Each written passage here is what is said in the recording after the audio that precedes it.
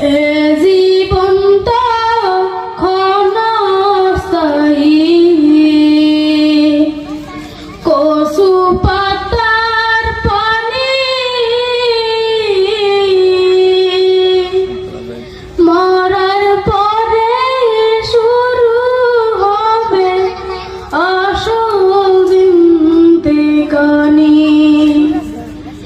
মরার পরে শুরু হবে আসল জিন্দেগানি।